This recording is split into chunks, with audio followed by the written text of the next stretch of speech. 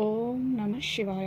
ನಿಮ್ಮೆಲ್ಲರಿಗೂ ನಮಸ್ಕಾರ. ಇವತ್ತಿನ ವಿಡಿಯೋ, ನಿನ್ನ ಜೀವನ ಯಾಕೆ ಹೀಗೆ, ನಿನ್ನ ಒಂಟಿ ಮಾಡಿ ಯಾಕೆ ಬೇಗ ಸತ್ತೋದ್ರು ನಿನ್ನವರು, ನಿನ್ನ ಲವ್ಡ್ ಒನ್ಸ್ ನಿನ್ನನ್ನು ಇಲ್ಲಿ ಬಿಟ್ಟು ಯಾಕೆ ಹೋದರು, ಇದರ ಹಿಂದೆ ಇರೋ ಕಾರಣ ಏನು, ಇದ್ರ ಬಗ್ಗೆ ನಾನು ಇವತ್ತು ಹೇಳ್ತೀನಿ.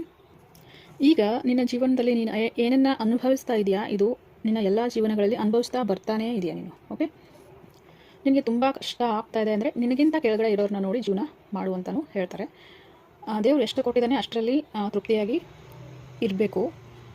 ಇನ್ನು ಕಷ್ಟ ಜಾಸ್ತಿನೇ ಇದೆ ಅಂದರೆ ನೀನೇ ತೊಗೊಂಡು ಬಂದಿರೋದು ಈ ಕಷ್ಟನ, ನಿನ್ನ ಹಿಂದಿನ ಜನ್ಮದಿಂದ ನೀನು ತೊಗೊಂಡು ಅಲ್ಲಿಂದ ಬರೋವಾಗ, ಅಲ್ಲಿಂದ ಹುಟ್ಟಬೇಕಾದ್ರೆ ನೀನು ಅಲ್ಲೆಲ್ಲನೂ ಮೈಂಡಲ್ಲಿ ಇಟ್ಕೋತೀಯ. ಈ ಸತಿ ನಾನು ಈ ಜನ್ಮಕ್ಕೆ ಹುಟ್ಟಿದಾಗ ನಂದೇನು ಕೆಲಸ ಇದೆ ಅದನ್ನೇ ಮಾಡಬೇಕು ನಾನು ಅಂತ ಅಂದ್ಕೊಂಡೇ ನೀನು ಬರ್ತೀಯ. ಬಟ್ ಇಲ್ಲಿ ಬಂದ ಮೇಲೆ ಈ ಮಾಯಾಜಾಲ, ಭೂಮಿ ಮೇಲೆ ಮಾಯಾಜಾಲ ಇದೆಲ್ಲ, ಇದರಲ್ಲಿ ಸಿಕ್ಕಾಕೊಂಡ್ಬಿಡ್ತೀಯ. ಸಿಕ್ಕಾಕೊಂಡ ತಕ್ಷಣ ಏನಾಗುತ್ತೆ, ನೀನು ಏನು ಮಾಡಬೇಕು ಅಂದ್ಕೊಂಡೆ ಅದನ್ನ ಫಸ್ಟ್ ಮರ್ತೋಗ್ಬಿಡ್ತೀಯ. ಯಾಕೆ ಹುಟ್ಟಿದೀಯಾ, ಉದ್ದೇಶ ಏನು. ಓಕೆ, ಪದೇ ಪದೇ ಬರ್ತಾ ಇರೋ ನಿನ್ನ ಲೈಫಲ್ಲಿ ಪದೇ ಪದೇ ಬರ್ತಾ ಇರೋ ಪ್ಯಾಟರ್ನ್ಸ್ ಅಂತ ಹೇಳ್ತಾರೆ, ಪ್ಯಾಟರ್ನ್ಸ್ ಕಷ್ಟ. ಪದೇ ಪದೇ ಅಂದರೆ ನಿನಗೆ ದುಡ್ಡಿನಲ್ಲೂ ಕೂಡ ಪದೇ ಪದೇ ದುಡ್ಡಲ್ಲೂ ನಿನಗೆ ಮೋಸ ಮಾಡ್ತಾ ಇದ್ದಾರೆ ಅಂದರೆ ಹಿಂದಿನ ಜನ್ಮದಲ್ಲಿ ಇದೇ ಮೋಸನ ನೀನು ಯಾರಿಗೋ ಮಾಡಿರ್ತೀಯ. ಅದಕ್ಕೆ ಈ ಜನ್ಮದಲ್ಲಿ ನಿನಗೆ ಏನು ಮಾಡಬೇಕು, ರೆಮಿಡೀಸ್, ಅದು ನಿನಗೆ ಗೊತ್ತಿರಲ್ಲ. ಆಮೇಲೆ ಪದೇ ಪದೇ ಪ್ರೀತಿಯಲ್ಲಿ ನೀನು ಮೋಸ ಹೋಗ್ತಾ ಇದ್ದೀರಾ ಅಂದರೆ ಅದಕ್ಕೂ ಕೂಡ ಒಂದೇನಾದರೂ ಒಂದು ಕಾರಣ ಇರುತ್ತೆ.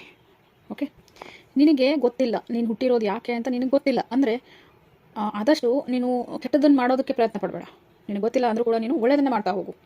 ಓಕೆ, ಹೋಗ್ಬಿಟ್ಟಿದ್ದೀನಿ, ನನ್ನ ಜೀವನ, ನನ್ನ ಲೈಫ್ ಬ್ಲ್ಯಾಂಕ್ ಆಗಿಬಿಟ್ಟಿದೆ, ಏನು ಮಾಡಬೇಕು ಅಂತಲೇ ತೋರಿಸ್ತಾ ಇಲ್ಲ, ಯಾವುದೇ ಕೆಲಸದಲ್ಲಾಗಲಿ ಎಲ್ಲ ಕಡೆಯಿಂದನೂ ಎಲ್ಲ ಬಾಗಿಲು ಮುಚ್ಚಿಬಿಟ್ಟಿದೆ ನನಗೆ ಅಂದಾಗ ನೀನು ಯಾಕೆ ನಾನು ಹುಟ್ಟಿದ್ದೀನಿ, ಯಾವ ಕೆಲಸಕ್ಕೆ ಹುಟ್ಟಿದ್ದೀನಿ, ಎಷ್ಟು ದಿನ ಬದುಕ್ತೀನಿ ಅದನ್ನು ನೋಡ್ಬೋದು.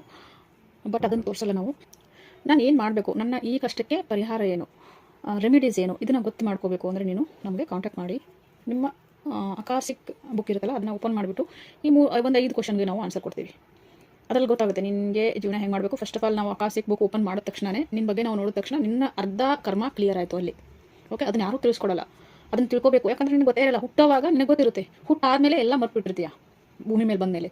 ಇವಾಗ ಅದನ್ನೇ ನೀನು ಯಾಕೆ ಹುಟ್ಟಿದ್ದೀನಿ ಅಂತ ತಿಳ್ಕೊಬೇಕು ಅಂತ ಅದನ್ನು ಬುಕ್ ಓಪನ್ ಮಾಡ್ತೀಯಾ. ಓಕೆ, ಬುಕ್ ಓಪನ್ ಮಾಡಿದಾಗ ನಿನಗೆ ಅರ್ಧ ಸಮಸ್ಯೆ ಕ್ಲಿಯರ್ ಆಯಿತು.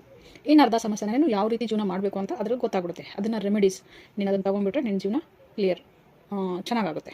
ಇನ್ನು ನೆಕ್ಸ್ಟು ನಿಮ್ಮ ಲೈಫಲ್ಲಿ ಯಾರೇ ಹೋಗಿರಲಿ, ನಿಮ್ಮನ್ನು ಬಿಟ್ಟು ಯಾವುದೇ ಸಂಬಂಧ, ತಂದೆ ಆಗಿರ್ಬೋದು, ತಮ್ಮ, ಅಕ್ಕ, ಮಮ್ಮಿ, ಯಾರೇ ಆಗಿರ್ಬೋದು, ಗಂಡ ಹೆಂಡತಿ, ನಿಮ್ಮನ್ನು ಅರ್ಧದಲ್ಲೇ ಬಿಟ್ಟು ಸತ್ತೋಗ್ಬಿಡ್ತಾರೆ. ಅದು ಯಾಕೆ ನಿನ್ನ ಲೈಫಲ್ಲಿ ಅದು ಯಾಕೆ ಬಂದಿದೆ ಅಂದರೆ ನೀನು ಹುಟ್ಟಿಬಿಟ್ಟು ಮಾಡಬೇಕಾಗಿರೋ ಕೆಲಸ ಬಿಟ್ಟು ಬೇರೆ ಕೆಲಸಕ್ಕೆ ಏನಾದರೂ ತೊಡಗಿದ್ರೆ ಆಗ ಅವರು ಬರ್ತಾರೆ ಲೈಫಲ್ಲಿ, ನಿಮ್ಮ ಲೈಫಲ್ಲಿ ಬರ್ತಾರೆ. ಇಷ್ಟು ದಿನ ಇರಬೇಕು, ಇಷ್ಟು ದಿನ ಆದಮೇಲೆ ಹೋಗಬೇಕು. ಅವ್ರು ಹೋದ್ಮೇಲೆ ಕರೆಕ್ಟಾಗಿರೋ ದಾರಿನ ನೀನು ಹಿಡಿತೀಯ, ನಿನ್ನ ಲೈಫ್ ಬೇರೆ ಆಗ್ಬಿಡುತ್ತೆ, ನಿನ್ನ ಜೀವನನೇ ಬೇರೆ ಆಗ್ಬಿಡುತ್ತೆ. ನೀನು ಯಾಕೆ ಬಂದಿದೆಯಾ ಅದನ್ನು ಮಾಡೋದಕ್ಕೆ ನೀನು ಶುರು ಮಾಡ್ತೀಯ. ಓಕೆ, ಕೆಲವೊಂದು ಆತ್ಮಗಳು ಅದಕ್ಕೋಸ್ಕರನೇ ನಿನ್ನ ಜೊತೆಲಿ ಹುಡ್ತಾರೆ. ಓಕೆ, ಅಟ್ಯಾಚ್ಮೆಂಟ್ ಆಗುತ್ತೆ. ಅವ್ರು ಹೆಂಗೆ ಡಿಟ್ಯಾಚ್ಮೆಂಟ್, ಅವ್ರು ಹೆಂಗೆ ಹೋಗ್ತಾರೆ, ಹೋದ್ಮೇಲೆ ನಿನಗೆ ಅರ್ಥ ಆಗುತ್ತೆ ನಿಮ್ಮ ದಾರಿ ಯಾವುದು ಅಂತ. ಅದನ್ನು ನಾವು ಹೇಳ್ಕೊಡ್ಬೇಕಾಗಿಲ್ಲ, ನಿಮ್ಗೆ ಅರ್ಥ ಆಗಿರ್ಬೋದು. ನಿಮ್ಮನ್ನು ಅವ್ರು ಬಿಟ್ಟು ಹೋದ್ಮೇಲೆ ನಿಮ್ಮ ದಾರಿ ಏನು ಅಂತ ನಿಮಗೆ ಅರ್ಥ ಆಗಿರ್ಬೋದು. ಕೆಟ್ಟ ದಾರಿ ಎಲ್ಲ ಒಳ್ಳೆ ದಾರಿ. ಯಾರ ಮನೆಯಲ್ಲಿ ಸಾವಿಲ್ಲ, ಎಲ್ಲರ ಮನೆಯಲ್ಲೂ ಸಾವಿದೆ. ಒಂದಿನ ನೀನು ಕೂಡ ಸಾಯಲೇಬೇಕು, ನೀನು ಕೂಡ ಹೋಗ್ತೀಯಾ. ಓಕೆ, ಇವಾಗ ಅವ್ರೇನು ಹೋದ್ರಲ್ಲ ನಿನ್ಕಿಂತ ಮುಂಚೆ, ಅವರು ಎಷ್ಟು ಶ್ವಾಸ, ಅವರ ಉಸಿರಾಟವನ್ನು ಎಷ್ಟು ತೊಗೊಂಡು ಬಂದಿದ್ರು ಅಷ್ಟು ತೊಗೊಂಡು ಬಂದು ಅವ್ರು ಮಾಡಬೇಕಾಗಿರೋ ಕೆಲಸ ಪೂರ್ತಿ ಮಾಡಿದ್ರು. ಫಿನಿಶ್ ಆಯಿತು. ಫಿನಿಶ್ ಆದಮೇಲೆ 1 ಸೆಕೆಂಡ್ ಕೂಡ ದೇವರು ಅವ್ರನ್ನ ಭೂಮಿ ಮೇಲೆ ಇಡಲ್ಲ. ಓಕೆ, ನಿನ್ಗಿಂತ ಮುಂಚೆ ಹೋಗಿದ್ದಾರಲ್ಲ ಅವರು ನಿನ್ಗಿಂತ ಎತ್ತರವಾದ ಸೋಲ್ ಅಂತಾನೆ, ಆತ್ಮ ಅಂತಾನೆ ನೀನು ತಿಳ್ಕೊ. ಯಾಕೆ ಅಂದರೆ ಕೆಲವೇ ಸಮಯದಲ್ಲಿ ಅದ್ರ ಕೆಲಸ ಪೂರ ಮಾಡಿ ಹೋಗ್ಬಿಡುತ್ತೆ. ಅದು ಒಂದು ಒಳ್ಳೆ ಆತ್ಮನೇ ಇರುತ್ತೆ, ಎತ್ತರ ಉನ್ನತ ಲೋಕದ ಒಂದು ಆತ್ಮ ಇರುತ್ತೆ. ಅದು ನೀನು ಚಿಕ್ಕ ಆತ್ಮನೇ ಇರ್ತೀಯ. ಓಕೆ, ಈ ಭೂಮಿ ಮೇಲೆ ಸಂಬಂಧಗಳಲ್ಲಿ ಅದು ಚಿಕ್ಕವರೇ ಆಗಿರ್ಬೋದು, ನಿಮ್ಮ ಮಗ ಅಂದ್ಕೊಳ್ಳಿ, ನಿಮ್ಮ ಮಗ ಹೋಗಿರ್ಬೋದು. ಯಾಕಂದರೆ ಭೂಮಿ ಮೇಲೆ ಅದು ನಿಮ್ಮ ಮಗ ಅಂದರೆ ಚಿಕ್ಕ ಆತ್ಮ, ಬಟ್ ಆತ್ಮ ಲೋಕದಲ್ಲಿ ಅದು ಚಿಕ್ಕ ಆತ್ಮ ಅಲ್ಲ, ನಿನ್ಗಿಂತ ದೊಡ್ಡ ಆತ್ಮ ಅದು. ಓಕೆ, ನಿನ್ಗಿಂತ ಎತ್ತರಕ್ಕೆ ಬೆಳೆದಿರೋ ಆತ್ಮ ಸ್ವಲ್ಪ ಬರುತ್ತೆ. ನಿನ್ಗೆ ಏನೇ ಒಂದು ಸೋಲ್ ಫ್ಯಾಮಿಲಿನಲ್ಲಿ ಇದ್ದರೆ ಮೇಲೆ ಸೋಲ್ ಫ್ಯಾಮಿಲಿಯಿಂದನೇ ನಿನ್ನ ಹತ್ರ ಹುಟ್ಟು ಬಂದಿರುತ್ತೆ. ಯಾಕಂದರೆ ನೀನು ಕೂಡ ಅದೇ ಗ್ರೂಪಿಗೆ ಸೇರಿರ್ತೀಯ, ಅದೇ ಸೋಲ್ ಫ್ಯಾಮಿಲಿಗೆ ನೀನು ಸೇರಿರ್ತೀಯ. ಅದಕ್ಕೋಸ್ಕರನೇ ನಿಮಗೆ ಪಾಠ ಕಲಿಸೋದಕ್ಕೆ ಅಂತ ಹುಟ್ಟು ಬರುತ್ತೆ ನಿಮ್ಮ ಜೊತೆ. ಓಕೆ, ನಾನು ಹಿಂದೆ ವೀಡಿಯೋಗಳಲ್ಲಿ ಹೇಳಿದ್ದೀನಿ, ಒಬ್ಬ ತಂದೆ ಎಷ್ಟೊಂದು ಮದುವೆ ಆಗೋಕ್ಕಿಂತ ಮುಂಚೆ ಅವನು ಎಷ್ಟು ಕ್ರೂರಿ, ಎಷ್ಟು ಕೆಟ್ಟವನಿದ್ದ. ಮದುವೆ ಆದಮೇಲೆ ಅವನಿಗೆ ಒಂದು ಮಗಳು ಹುಟ್ಟಿದ್ರು ಕೂಡ ಅವನು ತುಂಬ ಕೆಟ್ಟವನು. ಅವನ ಮಗಳ ಡೆತ್ ಯಾವಾಗ ಆಯಿತು ಆಗ ಅವನ ಜೀವನನೇ ಬೇರೆ ಆಯಿತು. ಆ ಮಗಳು ಯಾರು, ಇವನ ಒಂದು ಗುರು ಆತ್ಮ ಅಂದ್ಕೊಳ್ಳಿ, ಸೋಲ್ ಫ್ಯಾಮಿಲಿಯಿಂದ ಬಂದಿರೋ ಆತ್ಮ ಅಂದ್ಕೊಳ್ಳಿ. ಆ ಥರ ಆ ಮಗು ಬೇಕು ಅಂತಲೇ ಅವರ ತಂದೆಯ ಹಾದಿನ ಒಳ್ಳೆ ಹಾದಿ ಇಡಿಸ್ಬೇಕು ಅಂತಲೇ ಇಷ್ಟಕ್ಕೆ ಹುಟ್ಟು ಬಂದು ಅಷ್ಟೇ ದಿನ ಇದ್ದು ಹೋಗ್ಬಿಡ್ತಾರೆ. ಓಕೆ, ಅವರು ತಿಳಿಸ್ಕೊಡೋದಕ್ಕೆ ಬರ್ತಾರೆ, ದಾರಿ ತಪ್ಪಿದ್ದೀರಾ, ಈ ಹಾದಿ ಹಿಡೀರಿ ಅಂತ ತಿಳಿಸ್ಕೊಡೋದಕ್ಕೆ ಬರ್ತಾರೆ. ಇನ್ನು ನೀವು ಒಳ್ಳೆಯವರೇ ಇದ್ದೀರಾ ಅಂದ್ಕೊಳ್ಳಿ, ಹುಟ್ಟಿದಾಗಿನಿಂದ ನಾವು ಒಳ್ಳೆಯದೇ ಮಾಡ್ತಾ ಇದ್ದೀವಿ, ಒಳ್ಳೆ ಕೆಲಸಗಳನ್ನೇ ಮಾಡ್ತಾ ಇದ್ದೀವಿ, ಆದರೂ ನಮ್ಮ ಮನೆಯವ್ರು ಹೋಗಿದ್ದಾರೆ ಅಂತ ಅಂದ್ಕೊಳ್ಳಿ. ಆದರೆ ಅಲ್ಲಿ ಏನಿರುತ್ತೆ ಗೊತ್ತಾ, ಅವ್ರು ನಿಮ್ಮ ಜೊತೆ ಬರ್ತಾರೆ. ಅವ್ರ ಕೆಲಸ ಫಿನಿಶ್ ಆದ ನಂತರ, ಕ್ಲೋಸ್ ಆದ ನಂತರ ಅವ್ರು ಹೋಗಲೇಬೇಕು. ಒಂದು ವೇಳೆ ಇನ್ನೂ ಬದುಕಿಸ್ತಾ ಇದ್ದ ದೇವರು, ಇನ್ನೂ ಬದುಕಿಸಿದ್ರೆ ಏನಾಗುತ್ತೆ, ಮುಂದೆ ದೇವ್ರು ನೋಡ್ತಾನೆ. ಅವರ ಫ್ಯೂಚರಲ್ಲಿ, ಭವಿಷ್ಯದಲ್ಲಿ ಹೋಗಿ ನೋಡ್ತಾನೆ ದೇವರು. ಭವಿಷ್ಯದಲ್ಲಿ ಇವ್ರು ಒಳ್ಳೆ ಕೆಲಸ ಮಾಡ್ತಾ ಇದ್ದಾರಾ, ಕೆಟ್ಟ ಕೆಲಸ ಮಾಡ್ತಾ ಇದ್ದಾರಾ, ಇನ್ನೂ ಏನಾದರೂ ಅವರಿದ್ದರೆ ಕೆಟ್ಟ ಕೆಲಸ ಮಾಡ್ತಾರೆ ಅಂತಾನೆ ಬೇಗ ದೇವರವ್ರನ್ನ ಕರ್ಕೊಂಡು ಹೋಗ್ಬಿಡ್ತಾನೆ. ಅವ್ರ ಜೀವನದಲ್ಲಿ ಕೆಟ್ಟದ್ದು ನಡೆಯುತ್ತೆ ಅವ್ರು ಇನ್ನೂ ಇದ್ದರೆ. ಅವ್ನು 3 ಡೇಟ್ ಕೊಟ್ಟು ನೋಡ್ತಾನೆ. 1 ಡೇಟ್ ಇನ್ನೂ ಇಟ್ಟು ನೋಡೋಣ, ಇನ್ನೂ ಏನಾದರೂ ಒಳ್ಳೇದು ಮಾಡ್ಬೋದು. 2ನೇ ಡೇಟ್ ಕೂಡ ನೋಡ್ತಾನೆ, ಅಲ್ಲೂ ಏನೋ ಆಗ್ತಾ ಇಲ್ಲ ಅಂದಾಗ ಇನ್ನು 3ನೇ ಡೇಟ್ಗೆ ಏನು ಮಾಡ್ತಾನೆ, ಕರ್ಕೊಂಡು ಹೋಗ್ಬಿಡ್ತಾನೆ. ಯಾಕಂದರೆ ಅದನ್ನು ಸುರಕ್ಷಿತವಾಗಿ ಹಿಡ್ಕೊಳ್ಳೋದು ದೇವ್ರದ್ದು ಒಂದು ಕರ್ತವ್ಯ. ಆ ಆತ್ಮನ ಎಷ್ಟು ಎತ್ತರಕ್ಕೆ ಬೆಳೆದಿದೆ ಅಷ್ಟು, ಅದು ಫುಲ್ಲು ಕೆಳಗಡೆ ಬೀಳಬಾರ್ದು. ಆ ಆತ್ಮ ಕೆಳಗಿನ ಲೋಕಕ್ಕೆ ಬರಬಾರ್ದು ಅಂತಾನೆ ಅದಕ್ಕೆ ಬೇಗ ಕರ್ಕೊಂಡು ಹೋಗ್ತಾರೆ. ಆಮೇಲೆ ಅದು ಬಂದುಬಿಟ್ಟು ಬೇಗ ತನ್ನ ಕೆಲಸಗಳನ್ನು ಮುಗಿಸ್ಬಿಟ್ಟು ಹೋಗುತ್ತೆ.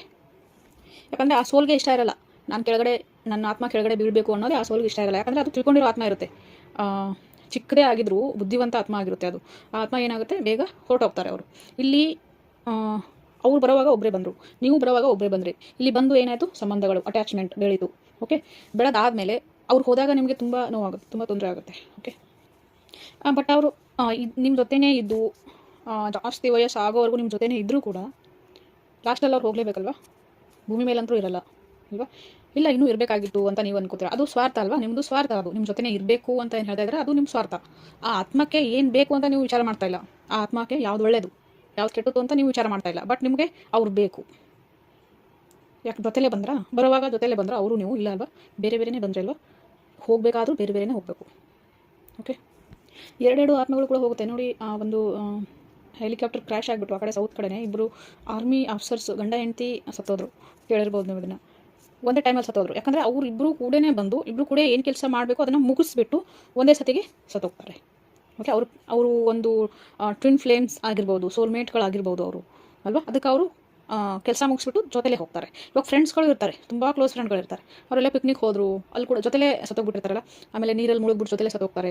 ಅವು ಏನು ಮಾಡ್ತಾ ಇರ್ತವೆ ಅಂತ ಆತ್ಮಗಳು, ಜೊತೆಲೇ ಹುಡ್ತಾ ಇರ್ತಾರೆ, ಜೊತೆಲೇ ಹೋಗ್ತಾ ಇರ್ತಾರೆ, ಅವ್ರ ಕೆಲಸನ ಜೊತೆಲೇ ಮಾಡ್ತಾ ಇರ್ತಾರೆ. ಓಕೆ, ಎಷ್ಟು ಬೆಳೆಸ್ಕೋಬೇಕು ಅವ್ರ ಆತ್ಮನ ಜೊತೆ ಬೆಳೆಸ್ಕೊಂಡು ಅವ್ರದ್ದು ಉಸಿರಾಟ ಮುಗಿತಾ ಜೊತೆಲೇ ಹೋಗ್ತಾರೆ. ಓಕೆ, ಗೊತ್ತಾಯ್ತಲ್ವ ಯಾಕೆ ಸತ್ತೋದ್ರು ಬೇಗ? ಇದ್ರ ಹಿಂದೆ ಇರೋ ಕಾರಣ ನಿಮಗೆ ಗೊತ್ತಾಯ್ತಲ್ವ. ಒಂದು, ಅವರು ಎಷ್ಟು ಉಸಿರಾಟ ತೊಗೊಂಡು ಬಂದಿರ್ತಾರೆ ಅಷ್ಟು ಅವ್ರ ಕೆಲಸ ಮುಗಿಸ್ಬಿಟ್ಟು ಹೋಗ್ಬಿಡ್ತಾರೆ. ಇನ್ನೊಂದು, ನೀವು ತಪ್ಪು ದಾರಿ ಹಿಡಿದಿದ್ದೀರಾ ಅಂದಾಗ ನಿಮಗೆ ಪಾಠ ಕಲಿಸೋದಕ್ಕೆ ಅಂತ ಬರ್ತಾರೆ. ಇದು ಸಾವು ಯಾರಿಗೂ ತಪ್ಪಿದ್ದಲ್ಲ, ಒಂದಿಲ್ಲ ಒಂದಿನ ಸಾಯಲೇಬೇಕು. ನಿಮ್ಮ ಜೀವನ ನೀವು ವೇಸ್ಟ್ ಮಾಡ್ಕೊತಾ ಇದ್ದೀರಾ. ಇವಾಗ ನಿಮ್ಮನ್ನು ಬಿಟ್ಟು ಹೋಗಿದಾರಲ್ಲ, ಅವ್ರ ಜೀವನನೂ ವೇಸ್ಟ್ ಮಾಡ್ತಾ ಇದ್ದೀರಾ. ಅಲ್ಲಿ ಅವರು ಚೆನ್ನಾಗಿರಕ್ಕೆ ಬಿಡ್ತಾ ಇಲ್ಲ, ಇಲ್ಲಿ ನೀವು ಕೂಡ ಚೆನ್ನಾಗಿಲ್ಲ. ಮತ್ತೆ ನೀವು ಇದನ್ನೇ ಮಾಡ್ತಾ ಇದ್ರೆ, ಇದನ್ನೇ ಮುಂದುವರ್ಸಿದ್ರೆ ಮತ್ತೆ ಹುಟ್ಟು ಬರಲೇಬೇಕು. ಮತ್ತು ಅವರು ಕೂಡ ನಿಮ್ಮ ಜೊತೆ ಹುಟ್ಟು ಬರ್ತಾರೆ. ಇದೇ ನೀವು ಕಂಟಿನ್ಯೂ ಮಾಡಬಾರ್ದು. ನೀವು ಬಂದಿರೋ ಕೆಲಸ ಏನು ಅದನ್ನು ತಿಳ್ಕೊಳ್ಳಿ, ಅದನ್ನು ಪೂರ್ತಿ ಮಾಡಾದಮೇಲೆ ನೆಕ್ಸ್ಟ್ ಜನ್ಮ ನೀವು ಚೆನ್ನಾಗಿ ತಗೋಬೋದು. ಅಥವಾ ಹುಟ್ಟು ಬರೋದೇ ಇಲ್ಲ ನೀವು, ಆ ಥರನೂ ಒಂದು ಸಕ್ಸಸ್ ಸಿಗ್ಬೋದು ನಿಮಗೆ. ಹುಟ್ಟು ಬರೋದು ಯಾರ್ಯಾರಿಗೆ ಇಷ್ಟ? ಯಾರಿಗೂ ಇಷ್ಟ ಇರಲ್ಲ ಹುಟ್ಟು ಬರೋದು. ಭೂಮಿ ಮೇಲೆ ಹುಟ್ಟು ಬರೋದು ಯಾರಿಗೂ ಇಷ್ಟ ಇರಲ್ಲ. ಒಳ್ಳೆ ಒಳ್ಳೆ ಆತ್ಮಗಳಿಗೆ, ಇನ್ನು ಬೆಳೆದೇ ಇರೋ ಆತ್ಮಗಳಿಗೆ ನಾನು ಭೂಮಿ ಮೇಲೆ ಹುಟ್ಟು ಬರಬೇಕು ಅಂತ ಅವರು ಇದು ಮಾಡ್ತಾ ಇರ್ತಾರೆ. ಬಟ್ ಹುಟ್ಟು ಬರಬಾರ್ದು ಭೂಮಿ ಮೇಲೆ. ಅಂದರೆ ನೀವು ಈ ಜನ್ಮದಲ್ಲಿ ಬಂದಿರೋ ಕೆಲಸನ ಕಂಪ್ಲೀಟ್ ಮಾಡಬೇಕು, ವ್ಯರ್ಥ ಮಾಡಬಾರ್ದು. ನಿಮ್ಮನ್ನು ಬಿಟ್ಟು ಹೋಗಿದ್ದಾರಲ್ಲ ಲವ್ಡ್ ಒನ್ಸ್, ಅವ್ರನ್ನ ನೆನೆಸ್ಕೊಂಡು ಅಳಬಾರ್ದು, ದುಃಖ ಪಡಬಾರ್ದು. ನಿಮ್ಮ ಹಾದಿ ಏನಿದೆ, ಯಾಕೆ ಬಂದಿದ್ದೀರಾ? ಒಂದು ವೇಳೆ ನಿಮಗೆ ಗೊತ್ತಿಲ್ಲ ಅಂದರೆ ನಾವು ತಿಳಿಸ್ಕೊಡ್ತೀವಿ. ಆಕಾಶಿಕ್ ರೀಡಿಂಗ್ ನಿಮ್ಮ ಬುಕ್ ಓಪನ್ ಮಾಡಿ ಯಾಕೆ ಬಂದಿದ್ದೀರಾ, ಏನು ಕೆಲಸ ಮಾಡಬೇಕು, ಇದನ್ನೆಲ್ಲ ನಾವು ತಿಳಿಸ್ಕೊಡ್ತೀವಿ. ನೀವು ಅದನ್ನು ತಿಳ್ಕೊಳ್ಳೋದು ಬೇಡವಾ? ಅದನ್ನ ಬಿಡಿ, ಒಳ್ಳೆಯದನ್ನ ಮಾಡ್ತಾ ಹೋಗಿ ದೇವ್ರ ಕಡೆ ಹೋಗಿ, ದೇವರ ಹಾದಿನ ಹಿಡೀರಿ. ಅಷ್ಟಕ್ಕೂ ನಿಮ್ಮನ್ನು ಬಿಟ್ಟು ಹೋಗಿದ್ದಾರೆ ಲವ್ಡ್ ಒನ್ಸ್, ಅವ್ರ ಬಾಯಿಯಿಂದಾನೇ ನೀವು ಕೇಳಬೇಕು, ಯಾಕೆ ಹೋದರು, ಏನು ಕಾರಣ, ನಿಮ್ಮದು ಏನಿದೆ, ಲೈಫ್ ಪರ್ಪಸ್ ಏನು, ಅವ್ರು ಏನು ಸಂಬಂಧ, ನಿಮಗೆ ಹಿಂದಿನ ಜನ್ಮದಲ್ಲಿ ಏನು ಸಂಬಂಧ, ಇವಾಗ ಯಾಕೆ ಬಂದರು, ಬೇಗ ಯಾಕೆ ಹೋದರು, ಇದನ್ನೆಲ್ಲ ತಿಳ್ಕೊಬೇಕಂದ್ರೆ ಅವ್ರ ಜೊತೆ ಕಾಂಟ್ಯಾಕ್ಟ್ ಮಾತಾಡಿ. ಅವ್ರ ಜೊತೆ ಆತ್ಮ ಜೊತೆ ಮಾತಾಡ್ಸೂ ನಾವು ಕೊಡಿಸ್ತೀವಿ. ಓಕೆ, ಸುಮ್ಮನೆ ಎಲ್ಲರೂ ಆತ್ಮ ಜೊತೆ ಮಾತಾಡ್ತೀನಿ ಅಂದರೆ ಅಲ್ಲ, ಮಾತಾಡಬೇಕು ಅಂದರೂ ಕೂಡ ನೀವು ಮಾತಾಡಲೇಬೇಕು. ನಾನು ತಿಳ್ಕೊಳ್ಳೇಬೇಕು ಅವ್ರು ಯಾಕೆ ಬೇಗ ಹೋದರು, ನಾನು ಬಂದಿರೋದು ಯಾಕೆ, ನಾನು ಮುಂದೆ ಏನು ಮಾಡಬೇಕು ಫ್ಯೂಚರಲ್ಲಿ, ಈ ಥರ ಎಲ್ಲ ಯಾಕೆ ನನಗೆ ಕಷ್ಟ ಬರ್ತಾಯಿದೆ, ಬ್ಲ್ಯಾಂಕ್ ಯಾಕಾಗಿದೆ, ಲೈಫ್ ಬ್ಲ್ಯಾಂಕ್ ಆಗಿಬಿಟ್ಟಿದೆ ಅಲ್ಲ. 4 ದಿಕ್ಕು ಕಡೆಯಿಂದ ಕತ್ಲೆ ಇದೆ, ಬಾಗಿಲೆಲ್ಲ ಮುಚ್ಚಾಕ್ಬಿಟ್ಟಿದೆ, ದುಃಖನೇ ತುಂಬ್ಕೊಂಡಿದ್ದೀನಿ ಅಂದರೆ ಒಂದು ಸೆಷನ್ ತೊಗೊಳ್ಳಿ ನೀವು. ಒಂದೇ ಸೆಷನಲ್ಲಿ A to Z ಅವ್ರ ಜೊತೆನೂ ಮಾತಾಡ್ಬೋದು, ನಿಮ್ಮ ಬಗ್ಗೆನೂ ನೋಡ್ಬೋದು, ಇದನ್ನೆಲ್ಲ ನೀವು ತಿಳ್ಕೊಬೋದು. ಬಟ್ ನಮ್ಗೆ ಆಗಲ್ಲ ಸೆಷನ್ ತೊಗೊಳ್ಳೋದು, ನಮ್ಗೆ ಯಾಕೆ ಈ ಥರ ಆಗ್ತಾಯಿದೆ ಅಂದರೂ ಕೂಡ ನೀವೇನು ಮಾಡಬೇಕು, ದೇವ್ರ ಧ್ಯಾನ ಮಾಡಿ, ದೇವ್ರ ಕಡೆ ಹೋಗಿ ಎಲ್ಲನೂ ಬಿಟ್ಟು ಹೋಗಲೇಬೇಕು ಒಂದಿನ. ಇವಾಗ ನಿಮ್ಮ ಹತ್ರ ಟೈಮ್ ಜಾಸ್ತಿ ಇಲ್ಲ, 3 ದಿನನೇ ಅಂದ್ಕೊಳ್ಳಿ. ಒಂದಿನ ಬಂದ್ರಿ, ಹುಟ್ಟಿದ್ರಿ, ಒಂದಿನ ಜೀವನ ಮಾಡೋದು, ಇನ್ನು 3ನೇ ದಿನಕ್ಕೆ ಹೋಗೋದು. ಬರೋದೊಂದಿನ, ಜೀವನ ಮಾಡೋದೊಂದಿನ, ಹೋಗೋದೊಂದಿನ, 3 ದಿನ ನೀವು ಬರ್ತೀರಾ. ಓಕೆ, ವೇಸ್ಟ್ ಮಾಡಬೇಡಿ. ಆ ಸತ್ಯ ಏನಿದೆ, ಕೊನೆ ಸತ್ಯ ಏನಿದೆ ಅದನ್ನು ತಿಳ್ಕೊಳ್ಳಿ. ಓಕೆ, ಇನ್ನು ನನ್ನ ಮೊದಲೇ ನಂಬರ್ ಏನಿತ್ತಲ್ಲ 8750815115 ಅದು ಬಂದಾಗ್ಬಿಡುತ್ತೆ. ಓಕೆ, ಅದು ಬಂದಾದಮೇಲೆ ಒಂದು ಹೊಸ ನಂಬರ್ ನಾನು ಡಿಸ್ಪ್ಲೇನಲ್ಲಿ ಹಾಕ್ತೀನಿ. 9009603003 ಈ ನಂಬರ್ ಸ್ಟಾರ್ಟ್ ಆಗುತ್ತೆ. ಈ ನಂಬರ್ಗೆ ನೀವು ಕಾಲ್ ಮಾಡ್ಬೋದು, ಮೆಸೇಜ್ ಮಾಡ್ಬೋದು. ಇವಾಗ ನೀವು ವಾಟ್ಸಪ್ ಮೆಸೇಜ್ ಅದನ್ನು ಓಪನ್ ಮಾಡಿಲ್ಲ, ಕಾಲ್ ಮಾಡ್ಬೋದು. ಓಕೆ, ಈ ನಂಬರ್ಗೆ ನೀವು ಎನಿ ಟೈಮ್ ಕಾಂಟ್ಯಾಕ್ಟ್ ಮಾಡಿ. ಅಟೆಂಡ್ ಮಾಡಿಲ್ಲ ಅಂದರೆ ನೀವು ಸ್ವಲ್ಪ ಮಾಡ್ತಾಯಿರಿ ನಿಮ್ಮ. ಓಕೆ, ನಾನು ಮಿಸ್ ಕಾಲ್ ನೋಡಿಬಿಟ್ಟು ನಾನು ಎಲ್ಲ ಕೆಲಸ ಮುಗಿಸಾದ್ಮೇಲೆ ನಾನು ಅದಕ್ಕೆ ಮಾಡ್ತೀನಿ, ವಾಪಸ್ ಮಾಡ್ತೀನಿ.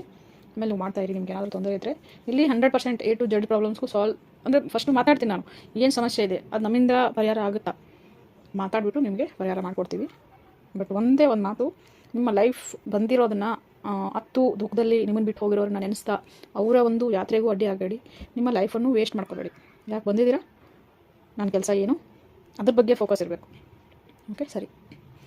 ಆ ಶಿವನ ಆಶೀರ್ವಾದ ನಿಮ್ಮೆಲ್ಲರ ಮೇಲಿರಲಿ. ನಿಮ್ಮೆಲ್ಲರ ದುಃಖವನ್ನು ದೂರ ಮಾಡ್ಕೊಳ್ಳೋ ಶಕ್ತಿ ಕೊಡಲಿ ಅಂತ ಪರಮೇಶ್ವರನ ಹತ್ರ ಪ್ರಾರ್ಥನೆ ಮಾಡ್ಕೊತೀನಿ. ನಮಸ್ಕಾರ ಫ್ರೆಂಡ್ಸ್, ಥ್ಯಾಂಕ್ ಯು.